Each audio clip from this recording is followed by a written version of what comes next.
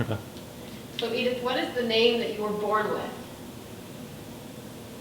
Edith Löwy, L-O-V-I. And how is the first name spelled the same way? Without H. Okay. And what's your birthday? June 20, 1929,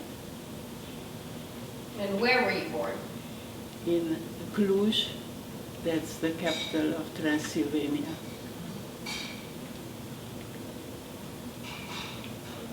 So how old does that make you right now?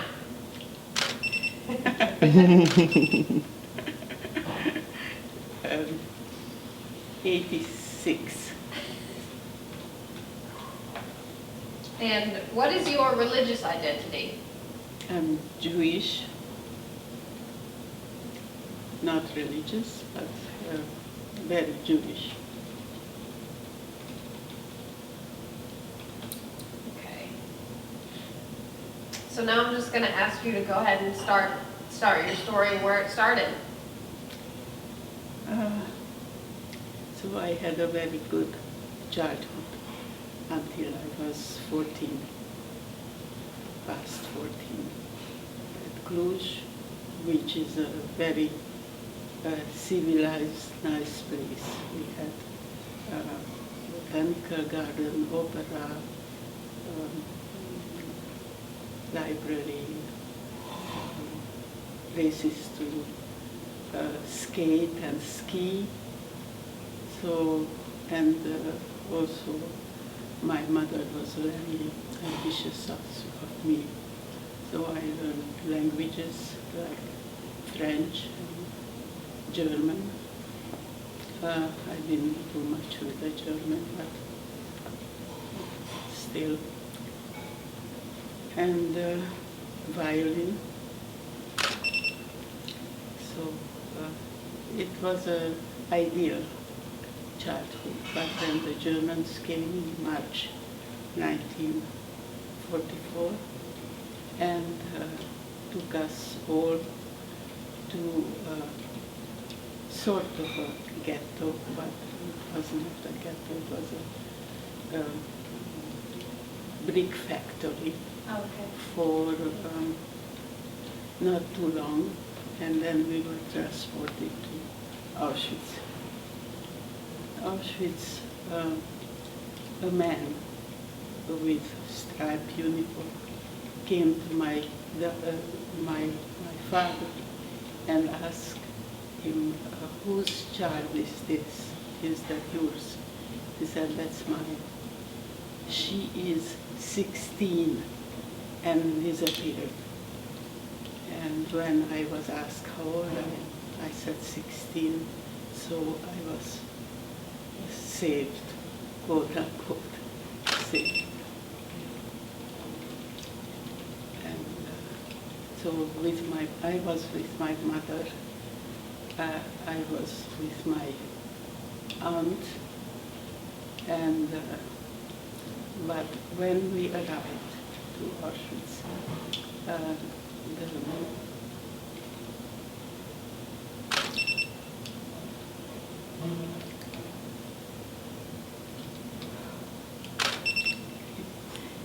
it's a little difficult for me to talk about it.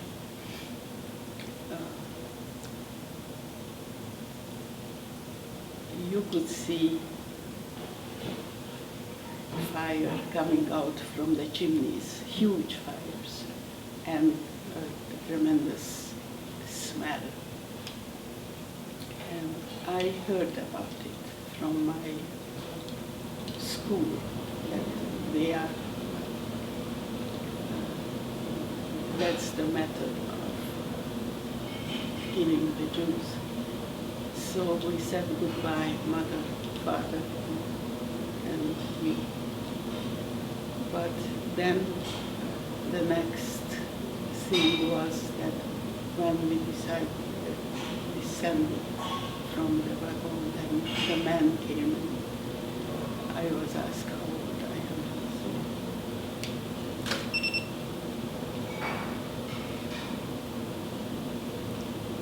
we went toward the open fire, and we thought that was it. But then we made a left turn, and we went to a place where there were shower heads. And I thought, now this is it. But from the shower, water came. We had to take off everything. My hair was cut off. And there I was standing in the morning with a long, long dress which they gave me. And I kept my ski.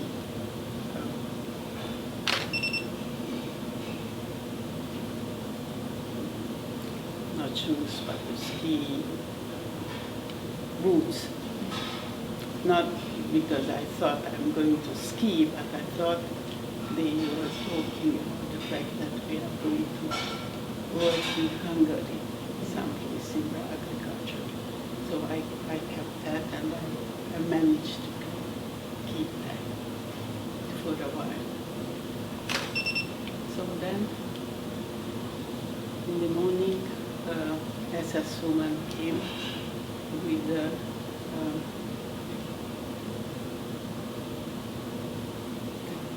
Tarantula, and hit our heads, each one, in the morning, to say hello. And after that came the regular, everyday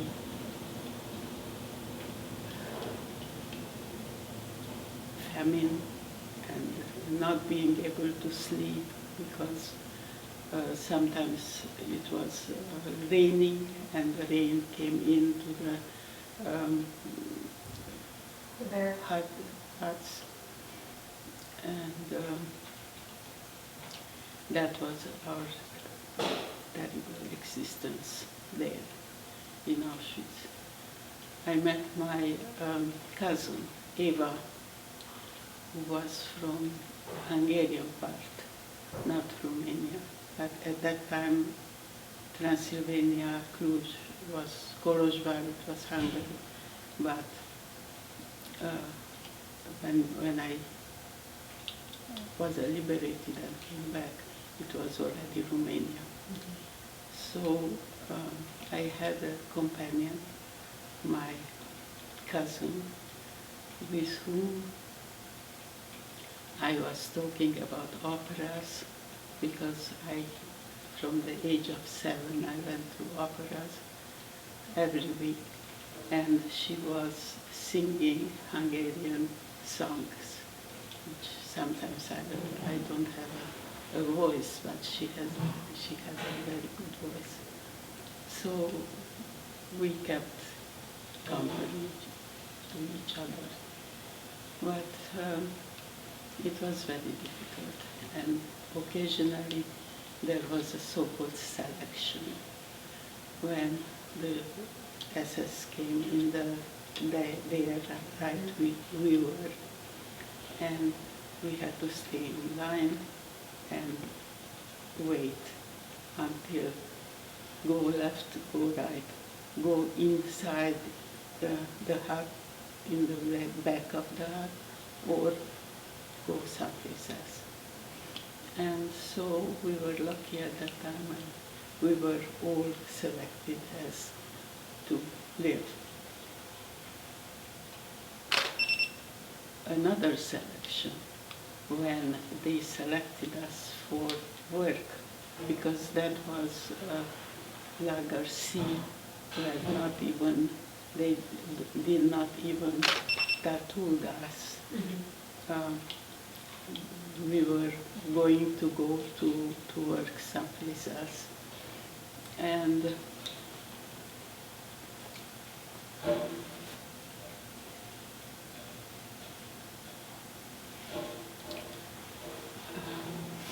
I organized something for that selection.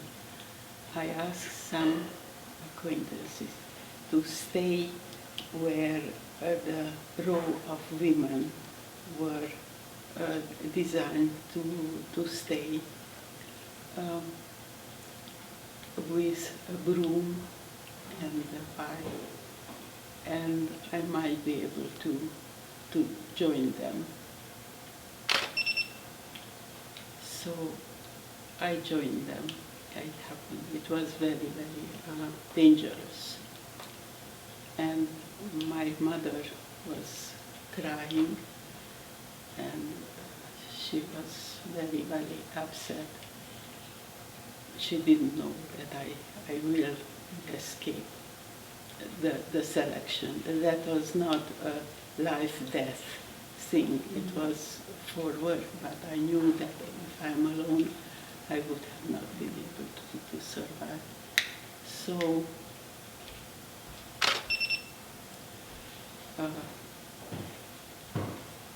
I managed to go back to my mother and my aunt. Yeah, my aunt and Eva. So the four of us were together, and the four of us helped each other. Now, helping didn't mean that we can help with anything else. That very bad soup, which contained grass and some oats. That was all. And I became also somewhat sick. At one point, we were taken to the disinfection, and I met the first acquaintance, man acquaintance ever in the, and that happened to be my husband's. At that time was not my husband, and I didn't know him, but later I knew that this was Robert, a friend of mine, and I told him he was in the music. He was playing music. Mm-hmm. And he looked pretty good. And I told him, Bobby. And he looked at me, and he did not recognize me. Mm-hmm. And that was very painful.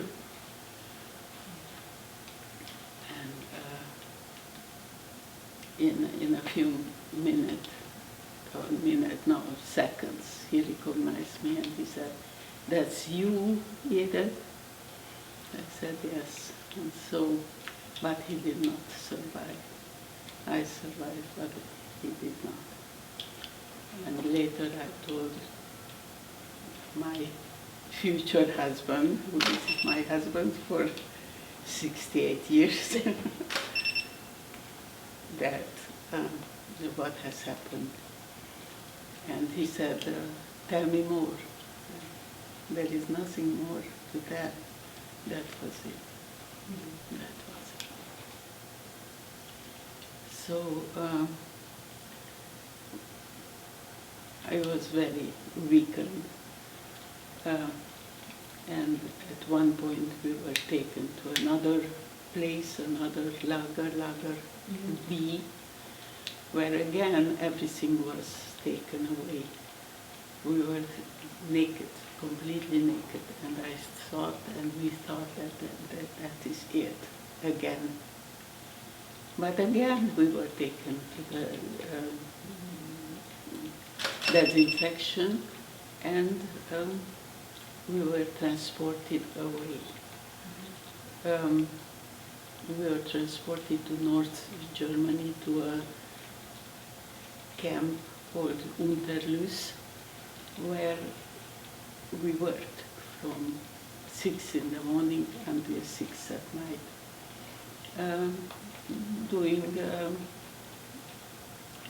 cutting woods, smaller woods. Then we also got larger woods, but some Soviets were taking the big tank.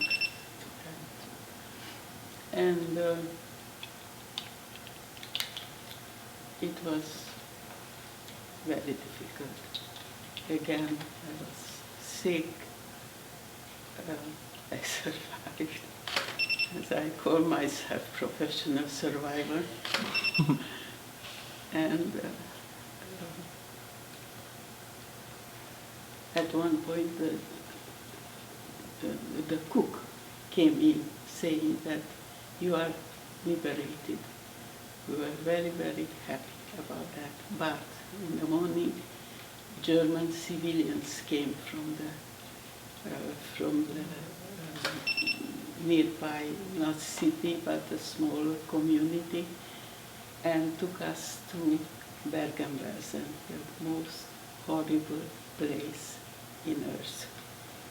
And there we didn't have water and we didn't have food. But this cook was a very nice man and gave us the few small potatoes. Each one got about 6 to 8 potatoes. So that made us survive a few days when the English came and liberated Bergen-Belsen. Just filled with mountains of dead men and very, very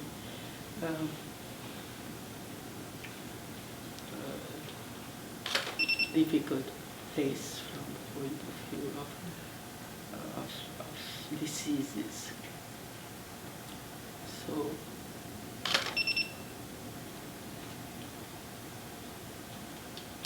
they also made a mistake giving us some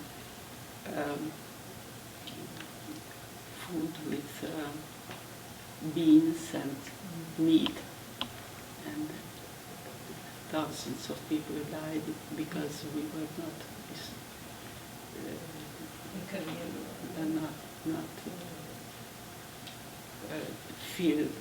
not ready for heavy food. And they opened the stores, and I found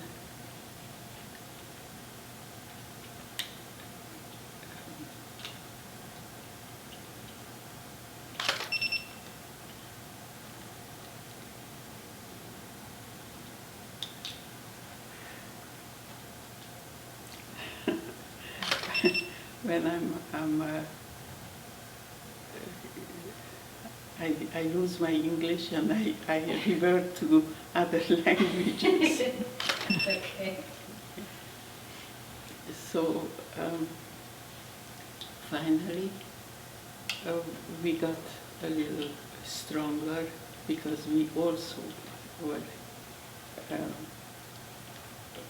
tainted by very heavy diseases. And we bought a train from a German engineer. And for 3 weeks we were traveling from Bergen-Belsen to Cluj. We went to Cluj because we wanted to meet my father. And poor Eva found out that her father was killed by the Russians. So she didn't have anybody, but she had some uncles in Budapest, so stayed there instead of coming with us, because we were already in Romania, another language, and she did not speak the language. So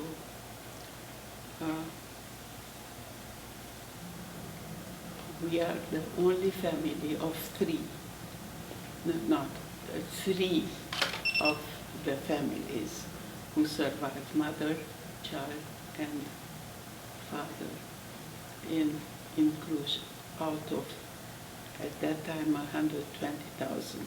Now there are many more people living in Cluj. At that time, 120,000. So I consider myself lucky, surviving diseases, surviving heavy work, starving. So how old were you when you were liberated? Well, I was 16. 16, what you said? 16. Because we had to stay in quarantine, so-called quarantine, Yes. in Bergen-Belsen because of the diseases which were there. The whole place was blown up and destroyed, but the people would stay in quarantine. I was working in between as a laundress to help the army. It was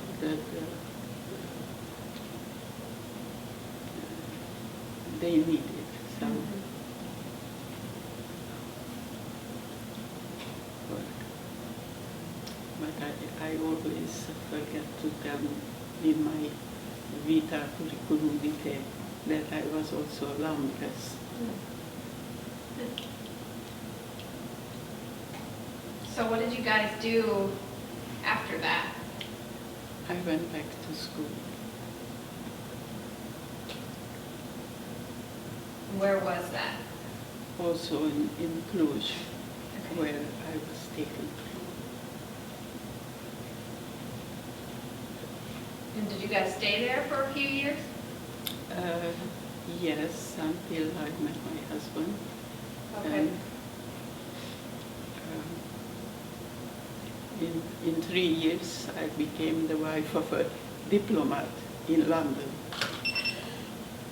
So from concentration camp.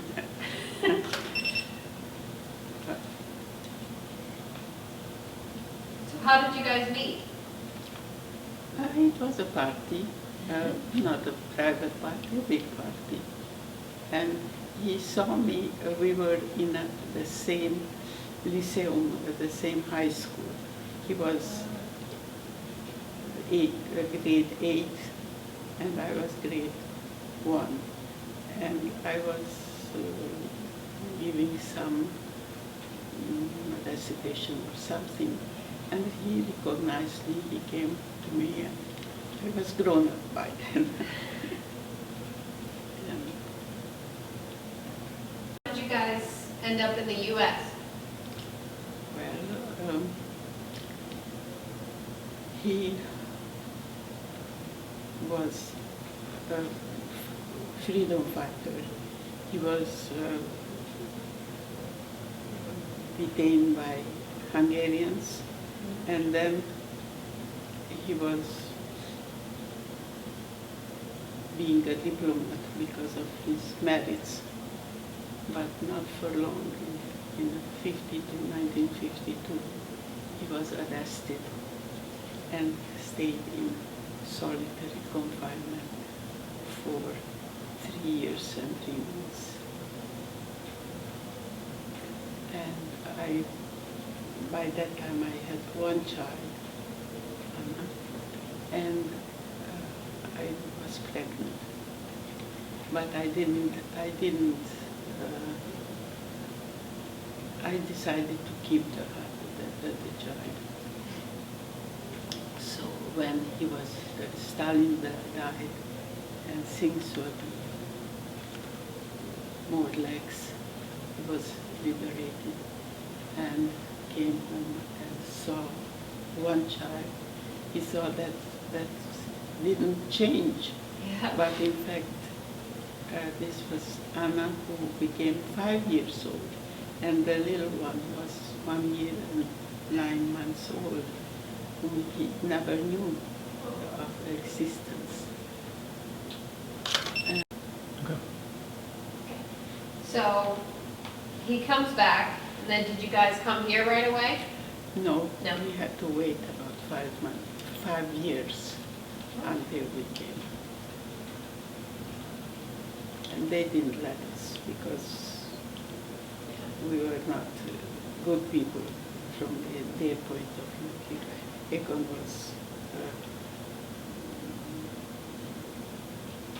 incarcerated and I was persona non grata, not a reliable person.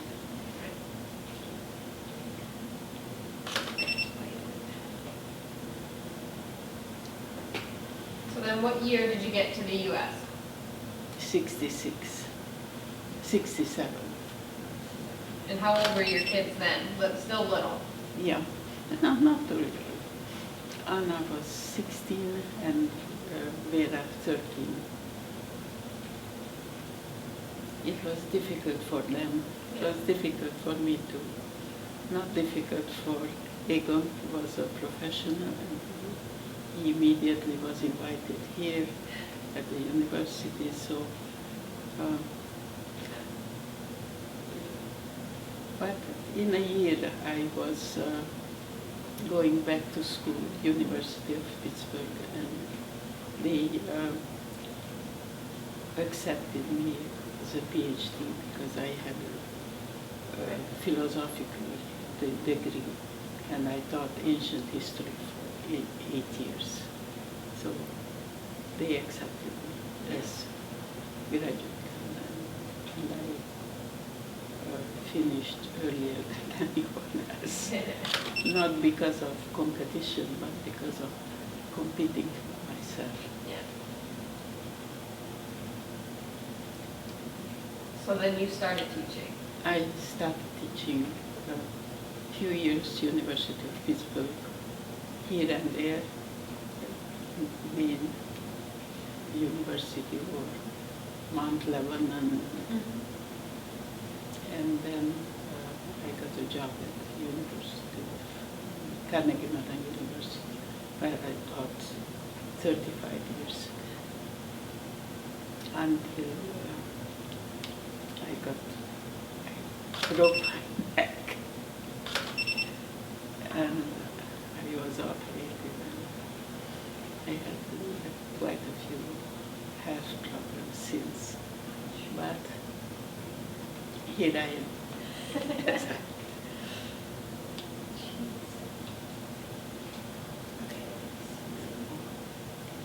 And what did your husband do when you guys got He here? is also teaching mathematics at Carnegie Mellon, and he's still teaching. Oh, yeah? Yeah. The age of 94. He will be 94. He's teaching mathematics. That's so cool. We are different. Let's see. So you guys have just the 2 children. Yeah. And now and 3 grandsons, and we had great-grandchildren, 3. Wow. We have great-grandchildren, 3. 1 girl, Isabella. Isabella is special. Yeah. So, 2 of my last questions. What would you say one of your favorite things to do during the day are now? What do you like doing? Reading. Reading. I'm not completely well.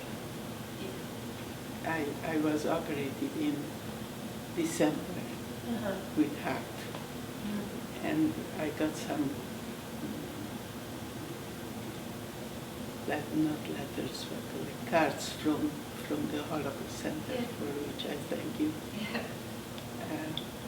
So I'm fine, but not 100%. So I'm reading most of the time, and then trying to rehabilitate.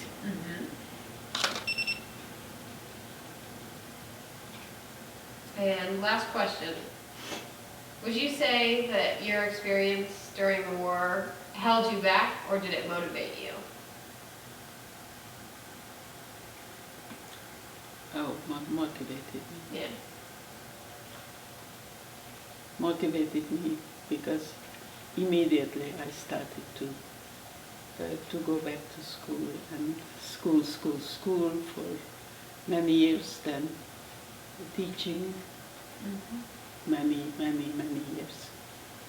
So, and I would have probably work still if I could, Yeah. but now I had to slow down and read. That's okay.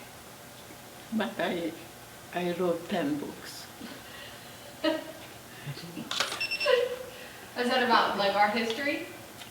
Most art history and then one biography. So cool. So cool. Right. And several articles, and I made exhibition Did of, you? of Lustig and him. Yeah. No, that is the Romanian guy, and Lustig is he's Swiss now. He is working and living in Switzerland for the last 20 years. Yeah. Where was that at CMU? No. Okay. Oh, exhibition? Yeah. One was CMU, Frick Fine Arts, Ooh. Yeah. here, and in Budapest, and in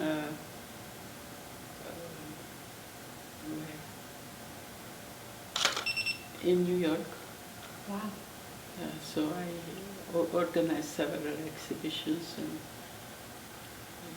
I wrote several essays on Lustig.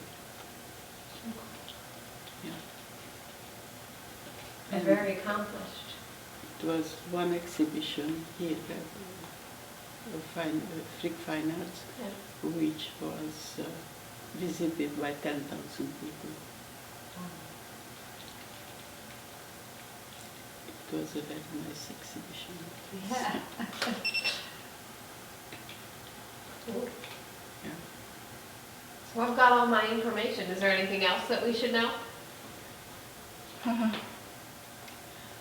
I didn't say anything about my parents, Yeah. who were fabulous people, very hardworking.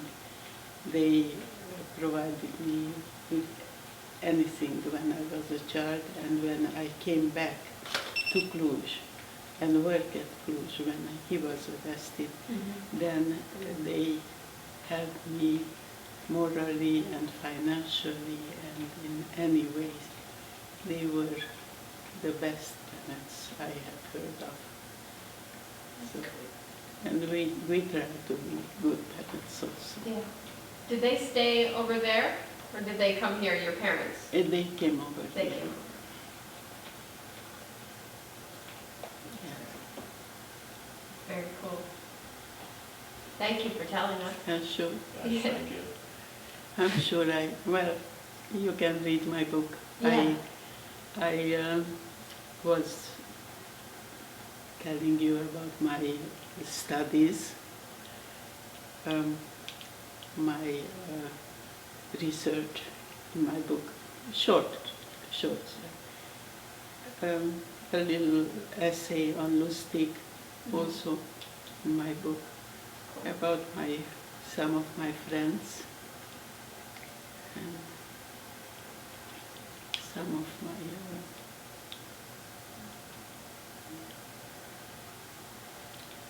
hobbies, like trying to find beautiful vases of cloisonné, Yeah. and cool. and we traveled all over the world also. Yeah. Do you care if I take some video of that? Yeah, sure. Okay. Are these from all over?